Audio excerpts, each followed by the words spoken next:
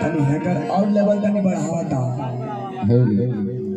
हाँ साउंड वाला 5.5 बा।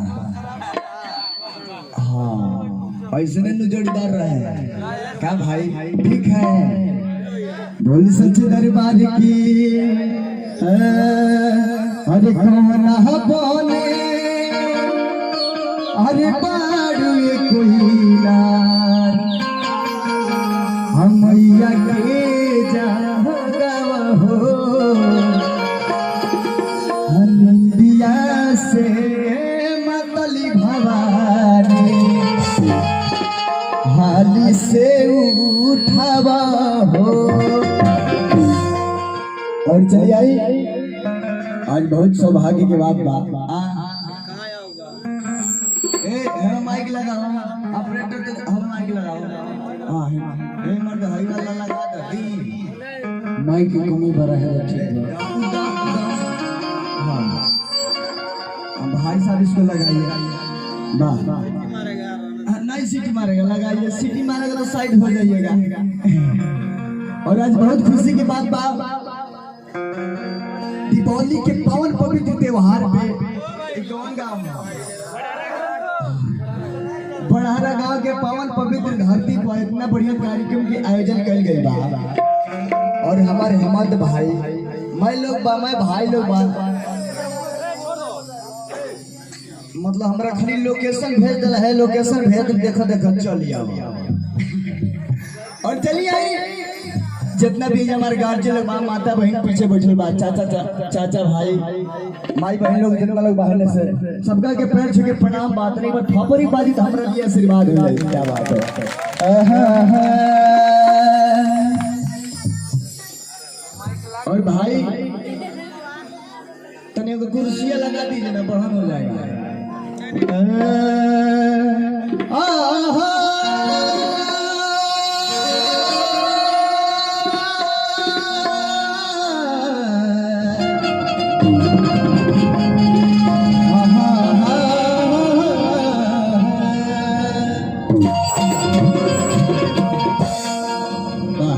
किशोर भैया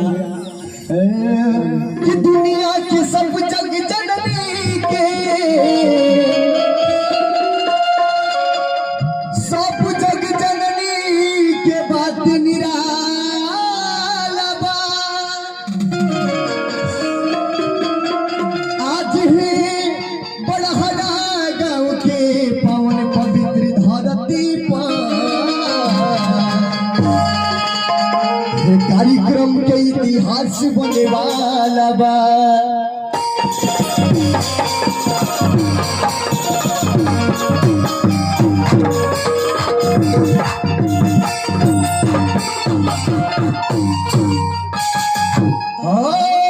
कि सूरज भी धान बा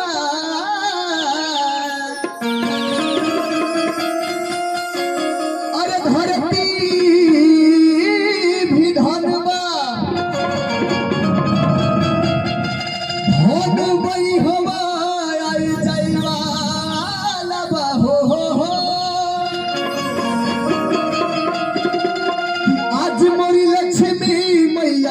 के आशीर्वाद से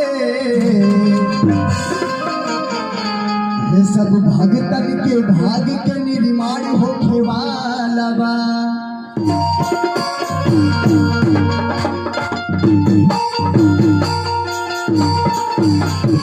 एक बार तक सब कोई जयकारे बोलता बोले लक्ष्मी मैया की गणेश भगवान की। ए मतलब खाली ताने लोग कहत रहलो जाए बाकी लोग कहता के बोलते नहीं बय नहीं के लोग मुंह खुलते नहीं के दांत लगते नहीं के हम कैसे कोई लोग बय कहता बोली सच्चे दरबार की आम के अचार की मार बनाने के क्या बता दू शब्द गुरु जी खदीरा कि सब धरती कागज करो लेखनी सब बनेरा कि सात समुद्र का मसी करो गुरु लिखा न जाए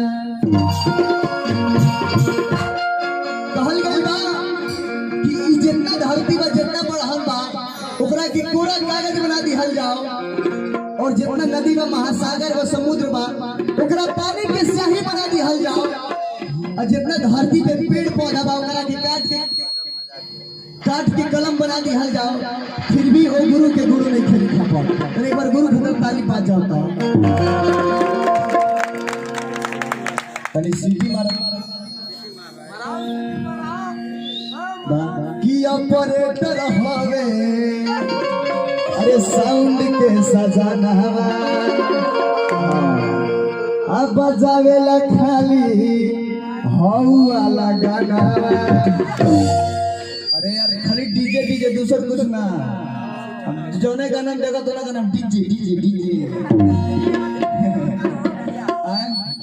वे तो देखा तो नहीं हमारा खतरे मन जो छोटा हो गई कूदे फाने लाके जगह ही नहीं और आई अच्छा मैं सिर्फ कितना लोग तेरी माई से प्रेम करेला तेरे पर हाथ उठा के बताइए भाई भाई लोग चाचा जी मेरे गार्जियन है सब लोग को प्रणाम है अपने ही माता जी से प्यार करते हैं अपने माई से प्यार करे नहीं हाँ है हमरा उरे के कहता नहीं है मौसा कहता नहीं है हाँ माई से प्रेम करे नहीं तेरे पर सब कोई हाथ उठा के बता दे कितना लोग माई से प्यार करेला भाई माई भाई छोटे लहिया पार्टी में ठंडिया पे लगल लागे बोली सच्चे दरबार की वाह क्या बात है लगी काल गई बा हेमंत भाई कहल गई बा कि नीम का पेड़ चंदन से कम नहीं नीम का पेड़ चंदन से कम नहीं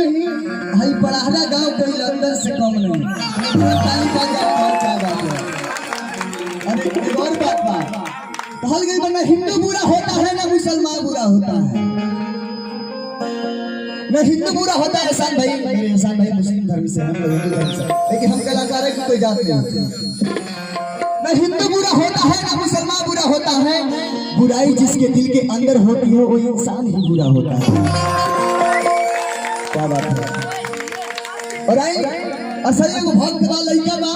अबोध बा किशोर भैया रउआ काहे ले रुआ अच्छा मार ठंडिया जे लगाता ना मार के डुबिए भी लागे लांटी मार के बैठल वाली देखी भक्त बा माई के दरबार में गई माई से कहता माई और देखी चाचा जी की तरफ से 1000 दीजिए सिर पे 1000 रुपए पुरस्कार चाचा जी के बार में प्रणाम बा ये हमारे दुकानदारी का मोहन भइला अब हमार दुकान धक धक चली ना धक धक चली अब भक भक निकली तनी एक बार चाचा जी खाता टाइम ताली बाज जाता बस और रुक जाओ तनी एक बार अपना खतरा बजा लो तो क्या बात है इन भाई बात किशोर भैया एक बार हो मुछ वाला भाई खातिर बजाओ लो और भाई की तरफ से बहुत बहुत प्यार आशीर्वाद ए भाई जान मेरा क्या कहले हेमंत भाई सुनो कि सब हो के हुनर में हरारू चाहिए सुना नहीं दहेज में चाहिए फॉर्च्यूना सब हो के हुनर में हरारू चाहिए सुना और भैया की तरफ से बहुत बहुत आशीर्वाद प्यार दुलार सबके प्रणाम और आई माई के दरबार में लड़का गई एहसान भाई और कहा था अरे वो ठीक है चुनरी